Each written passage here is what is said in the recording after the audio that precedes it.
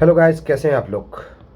आज मैं आपके सामने एक नए सेक्टर का एक नया टॉपिक लेके आया हूं। जैसा कि आप लोगों को पता है कि बहुत सारे लोग आज के डेट में लॉ से रिलेटेड मैटर्स को जानना चाहते हैं, लीगल एप्टीट्यूड को डेवलप करना चाहते हैं, इसलिए लोग लॉ कर रहे हैं। और बहुत सारे ऐसे कैंडिडेट हैं जो सिविल सर्विसेज की तैयारी लॉ सब्जेक्ट को लेकर से कर रहे हैं। ऐसे में महाराष्ट्र से जो भी कोई एलएलबी कर रहे हैं, उनके फर्स्ट ईयर के पहले सेमेस्टर में एक एक्ट आता है और वो है MRTU and PULP act 1971, Maharashtra recognition of trade union and prevention of unfair labour practice act 1971। इस एक्ट के बारे में एक ब्रीफ आइडिया देता हूँ और फिर आने वाले दिनों में और भी छोटे छोटे वीडियो के तौर पे मैं आपको इस एक्ट के बारे में पूरी जानकारी दूंगा कि इस एक्ट के अंतर्गत क्या क्या ऐसा चीज़ है जो आपके एग्जामिनेशन में 12 नंबर का, 10 नंबर का मार्क्स के लिए या 5 मार्क्स के लिए या 2 मार्क्स के लिए इम्पॉर्टेंट और रिलीवेंट हो जाएगा। चलिए, आज MRTU एंड PULP एक्ट 1971 के ऑब्जेक्ट या एक्सटेंट के बारे में जान लेते हैं। क्योंकि किसी भी एक्ट को समझने के लिए पहले उसके प्रीएम्बल्स को समझना होता है, या उसके एक्सटेंट को समझना होता है, या उसके ऑब्जेक्टिव को। जैसे हमारे कॉन्स्टिट्यूशन में हम लोगों ने प्रीएम्बल के बारे में पढ़ा है।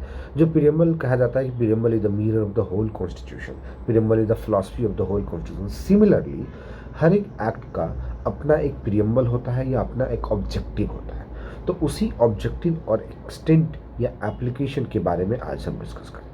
चलिए, सबसे पहले MRTU एंड PULP एक्ट जो है वो 1971 में आया था, करेक्ट।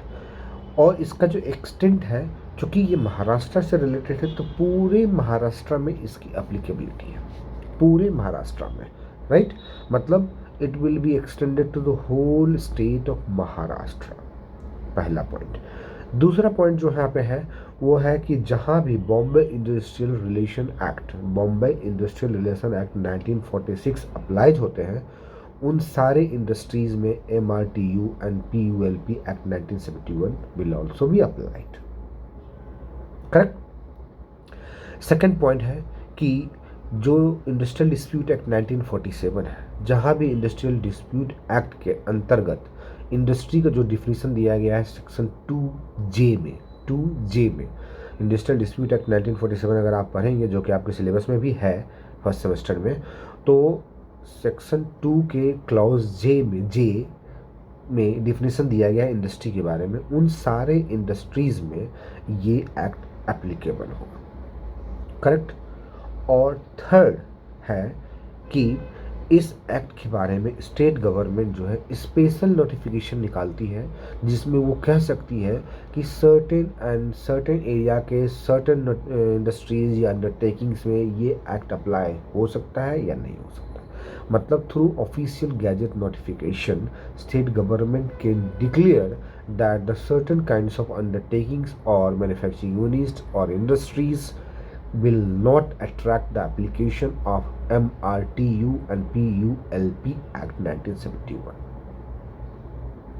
करेक्ट। तो ये हो गया extent and application of this MRTU act 1971। चलिए, अब होता है कि भाई ये बना क्यों, भाई ऑब्जेक्टिव क्या है। तो जैसा कि नाम से पता चलता है कि ये Maharashtra recognition of trade union है। महाराष्ट्र रिकॉग्निशन मतलब रिकॉग्निशन ऑफ ट्रेड यूनियन एक ऑब्जेक्टिव होगा, और दूसरा PULP जो है मतलब prevention of unfair labour practice. तो मतलब अनफेयर लेबर प्रैक्टिस जो कि फेयर नहीं माना जाएगा, इलीगल माना जाए, तो उसे रोकने के पॉइंट में मतलब मेजर दो ऑब्जेक्टिव जो हमें क्लियर होता है वो होता है कि यूनियन के रिकॉग्निशन से रिलेटेड और अनफेयर लेबर प्रैक्टिस को रोकने से रिलेटेड। अब इसे हम दोनों ही कैटेगरी में देखते हैं। यूनियन का रिकॉग्निशन, करेक्ट, क्यों रिकॉग्नाइज होता है ये आपको पता ही है कि यूनियन को एक स्ट्रेंथ प्रोवाइड किया जाता है एम्प्लॉय के तौर के लिए, एम्प्लॉय के पॉइंट ऑफ व्यू से, ताकि एक प्रॉपर रिप्रेजेंटेशन मिल सके एम्प्लॉयज़ एंड वर्कमैन्स को, और वो कलेक्टिव बार्गेनिंग के लिए आगे बढ़ सके या प्रॉपर कलेक्टिव बार्गेनिंग कर सके एम्प्लॉयर्स के साथ में, correct.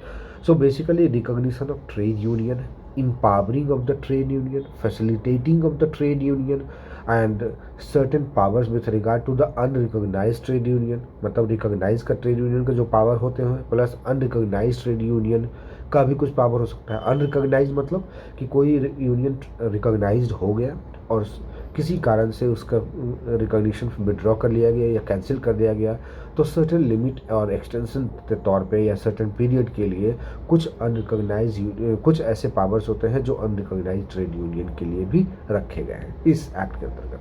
Correct.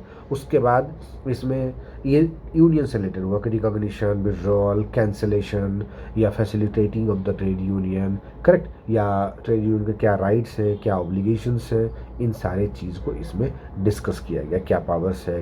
Right. Second part जो है वो PULP है, मतलब prevention of unfair labour practice. तो उसके रिगार्डिंग क्या होगा कि जितने भी अनफेयर लेबर प्रैक्टिसेस हैं उसे रोकने का ऑब्जेक्टिव है इस एक्ट का। मतलब किसी भी तरह से अनफेयर लेबर प्रैक्टिस ना हो, उसे रोकना है। इलीगल स्ट्राइक ना हो, इलीगल लॉकआउट्स नहीं हो। करेक्ट। या किसी भी रूप में unfair labour practice either bye employees या एम्प्लॉयर के द्वारा एग्जिस्ट ना करे या प्रिवेल ना करे, उसे रोकने का ऑब्जेक्टिव इसमें है। करेक्ट। इन दोनों तरह के ऑब्जेक्टिव्स को, मतलब recognition and prevention of unfair labour practice, इन दोनों को रोकने के लिए तीसरा जो कैटेगरी दिया गया है वो है एक जुडिशियल सिस्टम को डेवलप करना, मतलब एक इंडिपेंडेंट। जैसे आप देखेंगे इस एक्ट के अंतर्गत 3 अथॉरिटीज़ है जो अगले वीडियो में मैं डिस्कस करूँगा कौन कौन सी अथॉरिटीज़ हैं। तो मतलब एक इंडिपेंडेंट कोर्ट को क्रिएट करने का भी ऑब्जेक्टिव है इस एक्ट का। करेक्ट। नेक्स्ट जो ऑब्जेक्टिव होता है वो है कि इस एक्ट के अंतर्गत जो जो प्रोविजंस है उसे कैरी आउट करना या उसे मीट करना या उसे फॉर्मुलेट करना या इम्प्लीमेंट करना भी इस एक्ट का ऑब्जेक्टिव होता है। करेक्ट। उसके बाद होता है कि ट्रेड यूनियन से रिलेटेड जो भी अनफेयर लेबर प्रैक्टिस है उस या जो भी इस तरह का कंप्लेंट्स हैं उन सब को रिजॉल्व करना कोर्ट के थ्रू, इंडिपेंडेंट कोर्ट के थ्रू। करेक्ट। और इन सारे पावर्स, राइट्स, ड्यूटीज़, इन सब मतलब अथॉरिटीज़ के ड्यूटीज़ एंड पावर्स, यूनियन के पावर्स एंड राइट्स, और अनलेबर प्रैक्टिस किसको कहते हैं, अनफेयर लेबर प्रैक्टिस, या इलीगल लॉकआउट्स क्या होता है या स्ट्राइक्स क्या होता है, इन सारे चीज़ के बारे में डिस्कस किया है। और लास्ट जो है इस ऑब्जेक्टिव में कि डिफिनीशन भी है। Definition is not an objective but definition is also very important part of this act, जिसमें बताया गया है कि किस चीज़ का क्या डिफिनीशन होगा। करेक्ट। तो ये दोनों ही चीज़ इस एक्ट के अंतर्गत था। तो मैंने आपको आज आपके सामने MRTU एंड PULP एक्ट 1971 के एक्सटेंट एंड एप्लीकेशन के बारे में बताया, मतलब how to what level it is extended and where it will be applicable, और second what are the objectives of this act. So guys, I hope कि आपको काफ़ी हद तक इस पॉइंट्स के बारे में क्लैरिटी आया होगा, और अगर कोई क्लैरिटी नहीं है तो आप हमें कमेंट बॉक्स में अपने क्वेरी को रेज करके हमसे पूछ सकते हैं। Okay guys, thank you and keep watching.